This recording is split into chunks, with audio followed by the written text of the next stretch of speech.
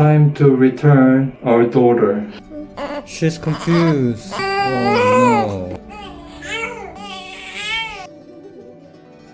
She's here. I want to keep her at me.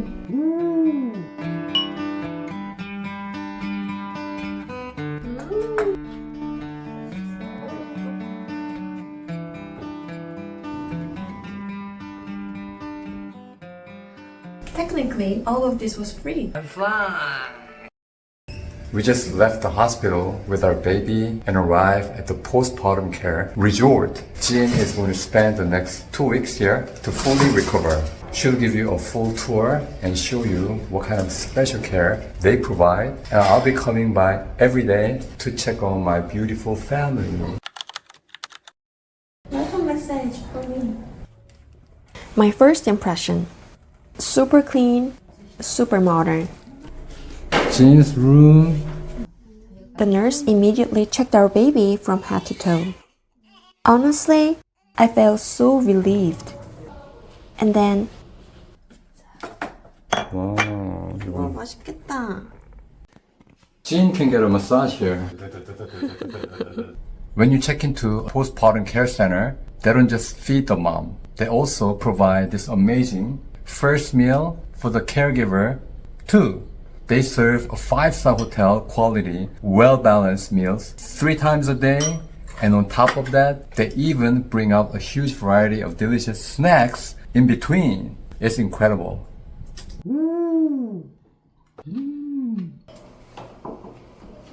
Every meal gets delivered right to my room. And after that, it's just a non-stop parade of nutritious meals and snacks. Since eating well is so important for recovery and breastfeeding, the food here is seriously top tier. No cooking, no stress. Seriously? Is this a 5-star hotel? The food is so good. I actually paid to come back and eat here after leaving. And the 5-star treatment doesn't stop there. They even do all my laundry. I can relax in my room with a full body massage chair. Warm wax treatment for my sore wrists. A special machine to help realign my hips while the wax keeps them warm. A dry foot bath to improve circulation. And a full body massage from a professional therapist. A specialist even analyzes my pelvic x-ray to create a custom recovery plan. And yes, he actually adjusts and realigns my pelvis. This isn't just some hotel spa massage. This is real professional postpartum care. Now I get why so many Korean moms come here. I honestly feel better every single day. And I can enjoy all of this because the nursery here is amazing. Professional nurses take care of the babies. Feeding the baby, burping the baby, putting the baby to sleep, bathing the baby, changing diapers. They do everything parents usually have to do. It's incredible. But this place isn't just about resting. It's also like a boot camp for new parents. I get detailed training on pumping and breastfeeding.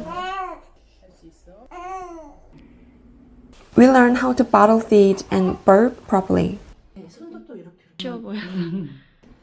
And of course, my husband Sean gets trained too. He still looks so awkward. We even learn how to change diapers and bathe the baby.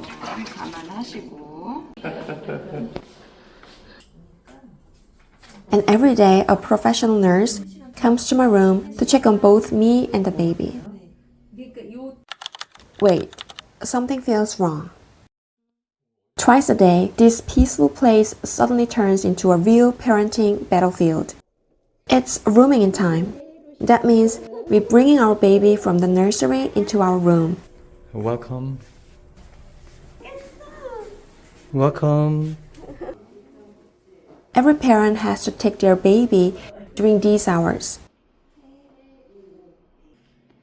And honestly, just looking into her eyes makes us so happy. We love spending time with her, I'm flying. playing with her, holding her. She's loving the music. It's been 12 days since Rua's birth. In Korea, the postpartum care center saves the baby's belly button piece as a keepsake. Look how cute this tiny box is. But that peaceful moment never lasts long. The second she starts crying, everything changes. Suddenly, we become clueless new parents, trying everything, and still wondering, what does she want? For our hospital visit, we fill out an outing form and hand it to the nursery. They prepare a perfect basket for us. Diapers, wipes, extra clothes, and formula. They think of everything. Then we pick up the baby and head to the hospital. Today is her pediatric checkup. First, they check her weight and height. Then the doctor examines her carefully. And we get a detailed report to bring back with us. Back at my room, I finally get a moment to rest. And then the phone rings. It's the dreaded breastfeeding call from the nursery. Why dreaded? Because my baby already got used to the bottle. Now she refuses my breast. She screams, cries, pushes away with her whole body. The milk is right here, but she just can't drink it. It's heartbreaking. It's hard for the baby, but it's exhausting for me too. I have to keep trying, day and night, barely sleeping. And I know what some Western viewers might be thinking right now. Why didn't you breastfeed right after birth? I know, and my husband and I will answer the exact question in part 3. So keep watching. 다시 해보자. Because there's a reason. Eventually, she cried so much, I gave up and gave her the bottle. She's confused. Oh no. 정치배. And right after that, I completely passed out. But breastfeeding isn't the only hard part. The pumping never stops, day and night. It's 4 a.m. My alarms goes off. I walk down the dark hallway to get my sterilized pump parts. Then I sit there, half asleep, pumping in the dark, barely able to keep my eyes open.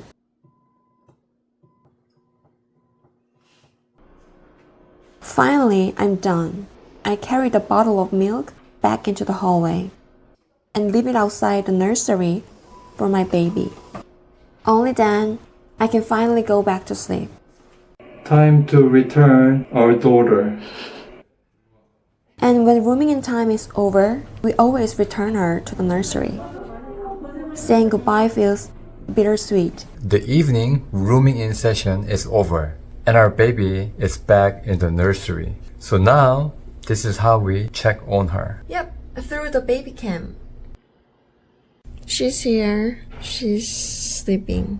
She's so cute and I want to keep her at me. But while we're here, I also want to get as much sleep as possible at night. In many Korean postpartum centers, parents can check on their babies 24/7 through an app like this. And you can even add family members to the account so they can check in whenever they want.